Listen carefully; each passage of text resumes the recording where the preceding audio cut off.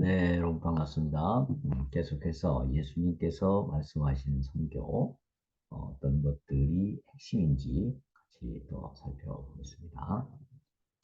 자, 앞에서 세 가지를 말씀드렸고요. 이제 네 번째, 예수님께서 말씀하신 선교의 핵심 사항은 명확한 선교 개념을 지닌 선교 신학이라고 말할 수 있습니다. 이 개념이라는 게 뭐죠? 개개의 사물로부터 비본질적인 것을 버리고 본질적인 것만을 추출해내는 사유의 한 형식이라고 정의할 수 있습니다. 개념이라고 하는 것은 그러니까 어떤 사물 또는 어떤 그 철학적인 사고 이런 것에서 가장 본질적인 것이 무엇인가 그것을 가지고 그 개념 정의를 하는 것, 그 뜻을 만들어내는 것. 예를 들어서 의자. 그러면 의자라고 하는 개념에 부합하는 것은 사람이 앉도록 도와주는 거죠. 그게 뭐 나무로 만들 수도 있고 쇠로 만들 수도 있고 플라스틱으로 만들 수 있고 뭐 여러 가지 다양한 형태가 있지만 결국 의자의 본질은 사람이 그 의자에 앉을 수 있도록 도와주는 것. 그것이 의자의 본질이다. 또 의자의 개념이다. 라고 말할 수 있습니다. 보통 이제 그 개념이 우리가 보는 사전에 많이 나와 있죠. 사전을 보면 모든 사물이나 어떤 특정한 철학적 사고의 그 개념이 무엇인지를 정리해 놓은 것이 바로 사전이다. 이렇게 볼 수 있겠습니다. 이 개념에 있어서 그렇다면 가장 중요한 것은 뭐겠습니까? 비본질적인 것을 버리고 본질을 명확하게 규명해 놓은 것이죠. 이 개념이 명확해야 의사소통이 효율적으로 이루어지고 당연히 실천의 효율성이 높아지게 됩니다. 개념이 명확하지 않고 개념이 불분명하면서 A라는 사람은 같은 용어를 말하면서도 A를 생각하고 B라는 사람은 같은 용어를 말하면서도 B를 생각하게 되면 이 개념이 불분명한 것이죠. 네, 그래서 이 개념을 명확하게 갖는 것이 매우 중요하고요. 여러분들이 새로운 학문을 배울 때 항상 가장 중요한 게 내가 정확히 알지 못하는 그 단어의 뜻이 정확하게 무엇인가라는 것을 사전을 찾아보고 또 인터넷을 찾아보고 해서 그 뜻이 무엇인지 정확하게 알게 되면 그 학문을 이해하는데 굉장히 도움이 됩니다. 그래서 늘 여러분들이 불분명하게 알고 있는 용어를 명확하게 이해하는 것, 이것이 학문을 하는 데 있어서 매우 중요한 것입니다. 자, 그렇다면 선교, 선교라는 용어의 개념이 뭘까요?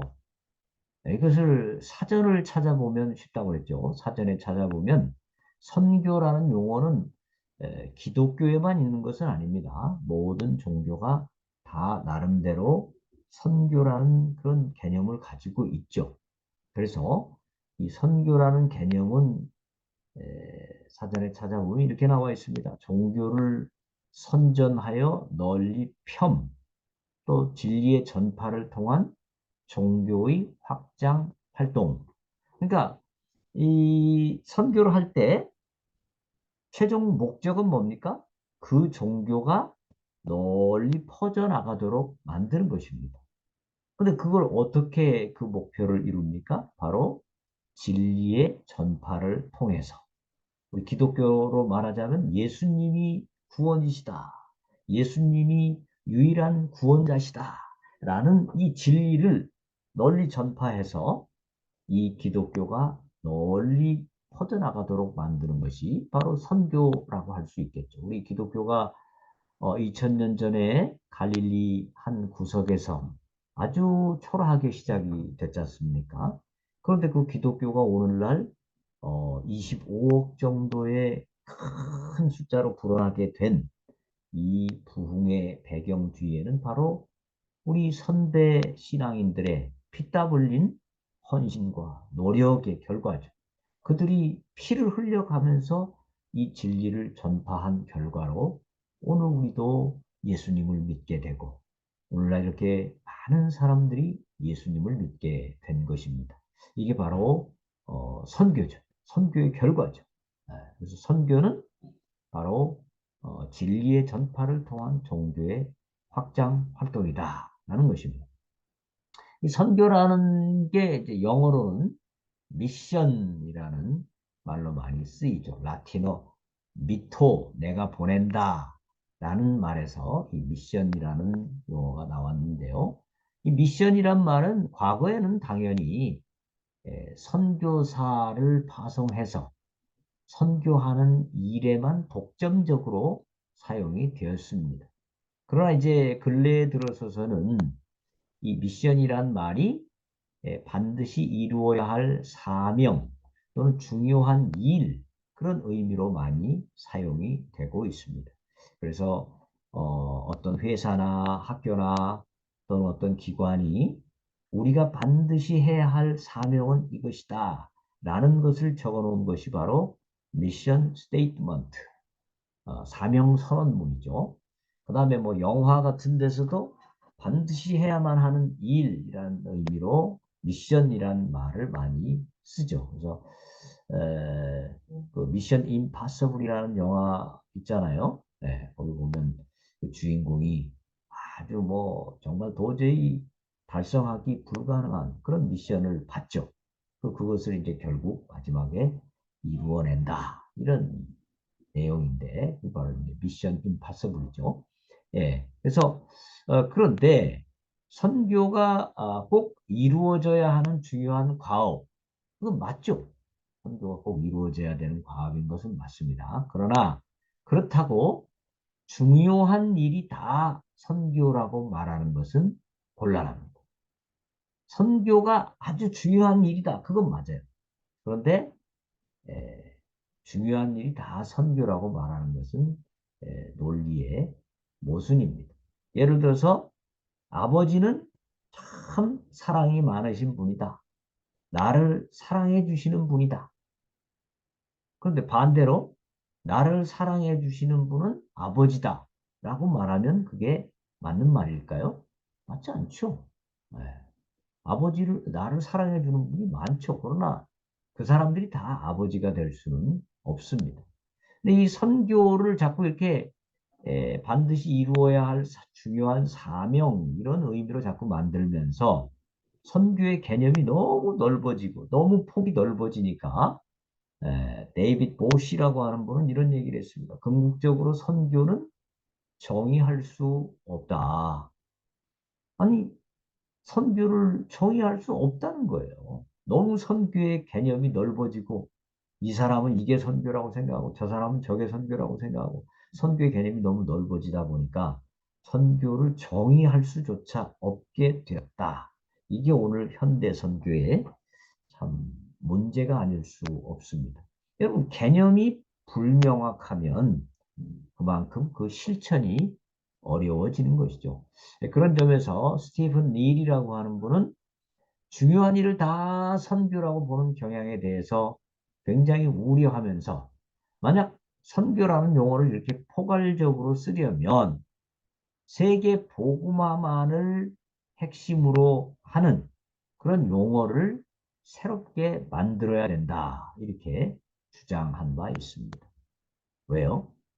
선교라는 말이 너무 다양하게 쓰이고 예수님과 전혀 관계없는 영화 또는 뭐 회사 이런 데서도 선교라는 용어를 쓰니 선교라는 용어가 도대체 정확하게 뭔지 혼란스러울 수 있다라는 것이죠. 그래서 예수님께서 지상 대위임령으로 주신 명령 있지 않습니까? 모든 민족을 제자로 삼아라. 이것을 수행하는 과업을 중심으로 선교의 개념을 명확하게 다시 한번 정립할 필요가 있다라는 것입니다. 그래서 크리스토퍼 라이트도 선교적 도전은 우리 앞에 다양하고 복잡한 과제가 놓여 있음을 직시한다.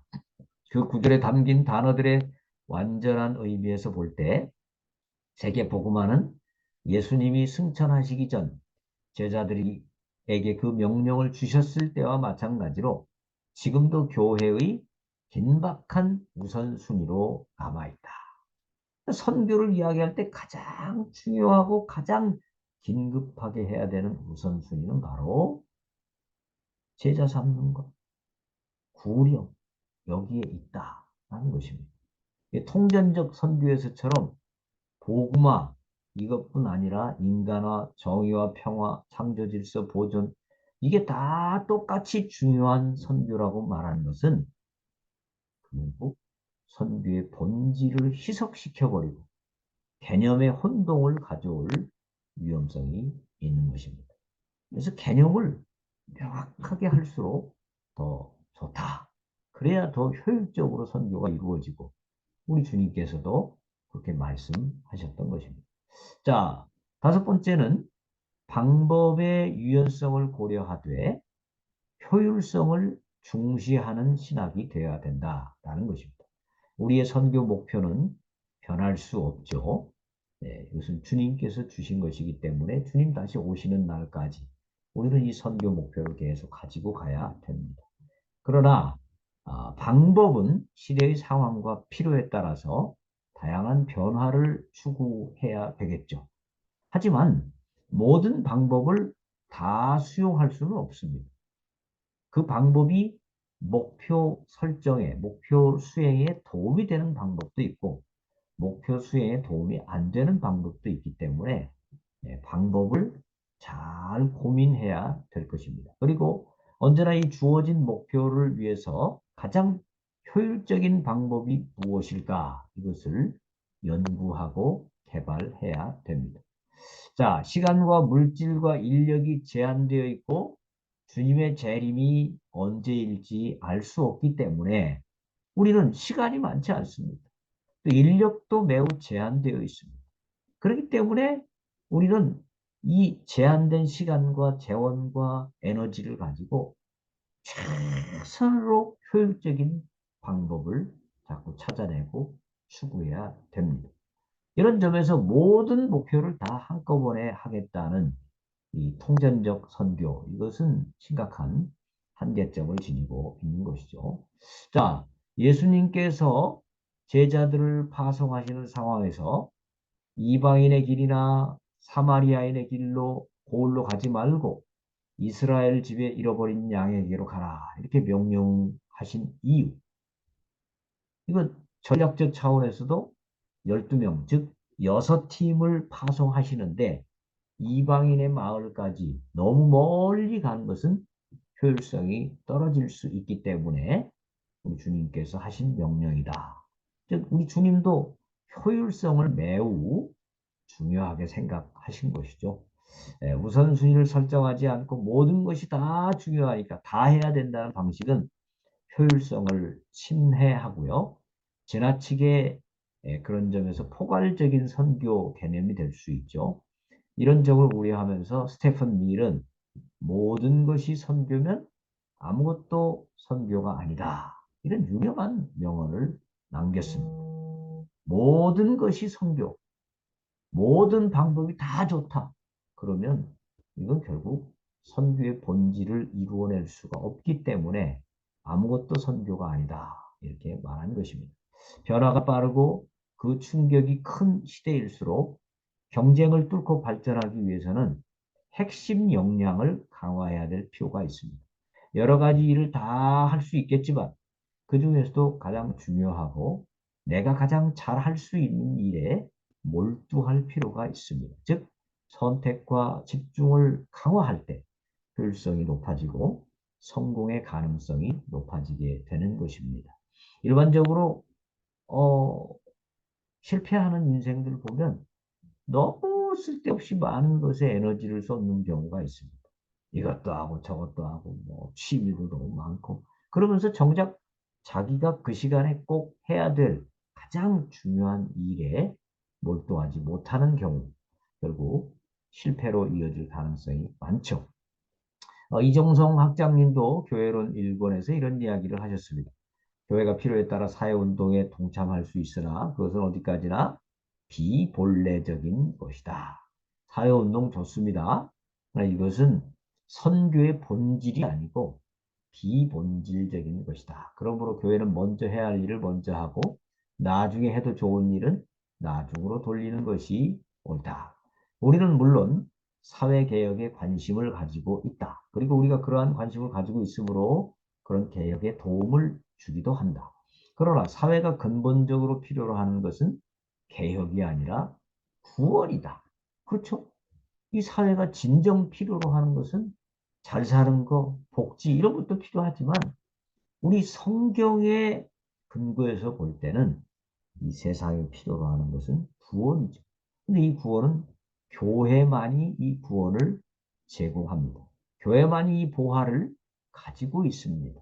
그렇기 때문에 교회가 이 보화를 나누어 주는 이 사회 문제 해결의 가장 근본적인 핵심 키인 이 복음, 보화를 나눠주는 일에 선교는 힘을 쏟아야 할 것입니다. 자, 여섯 번째 생각할 것은 방법으로서의 협력과 목표로서의 복음화의 관계를 명확히 하는 선교 신학입니다.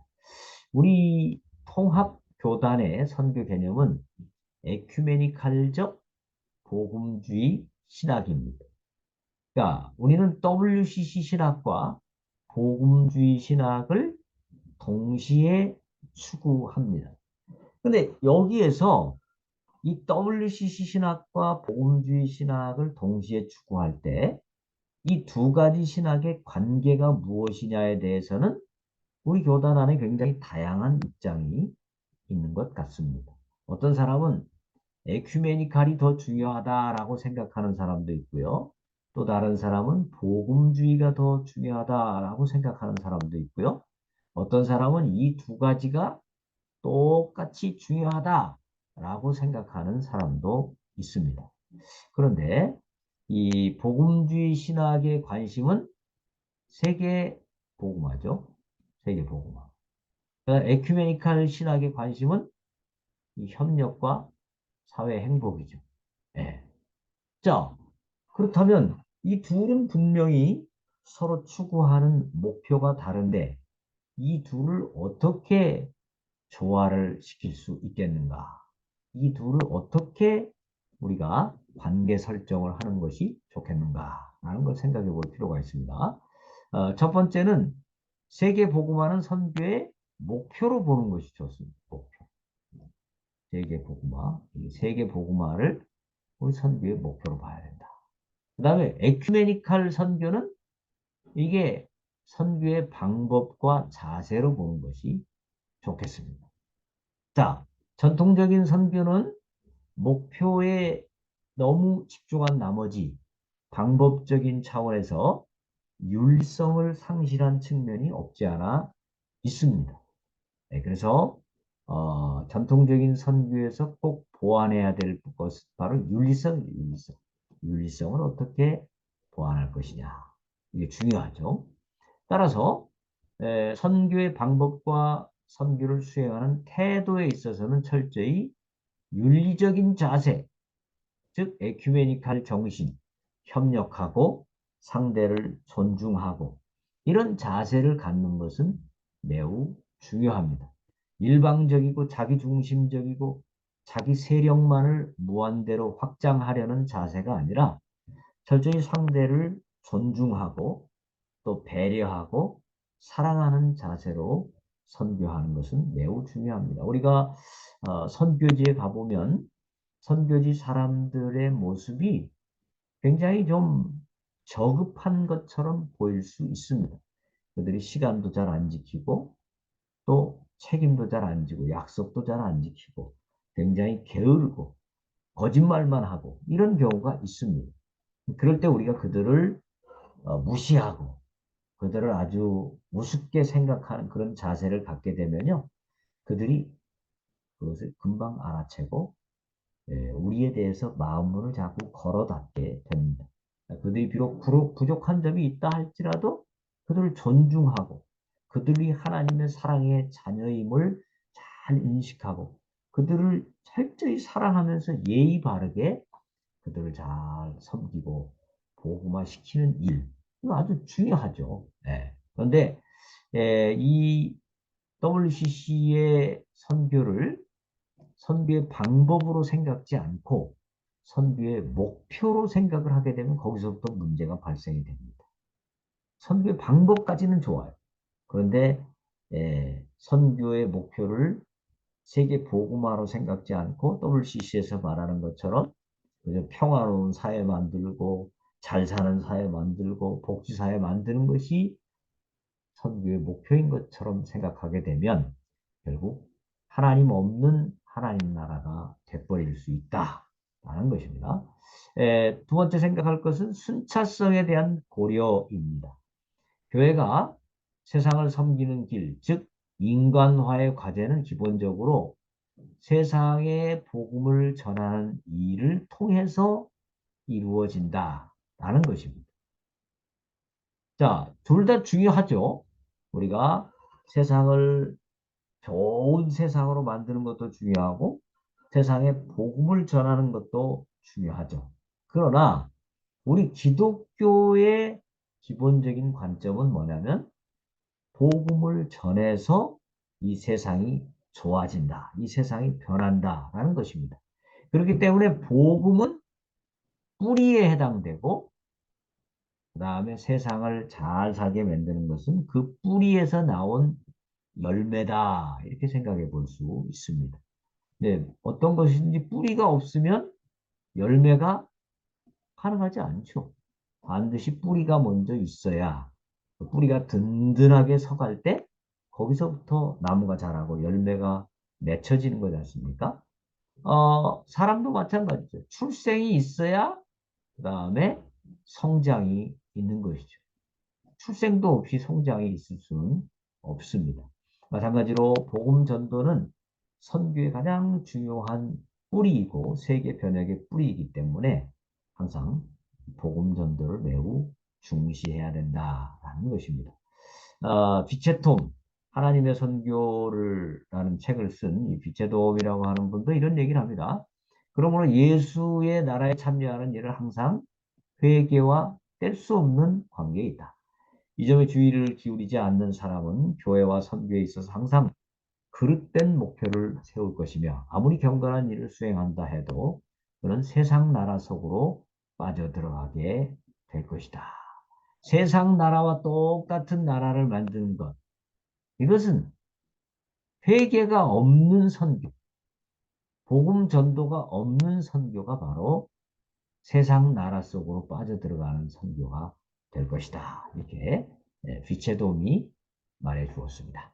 네, 거기까지 하고 또 다음 시간에 함께 또 살펴보도록 하겠습니다. 수고하셨습니다.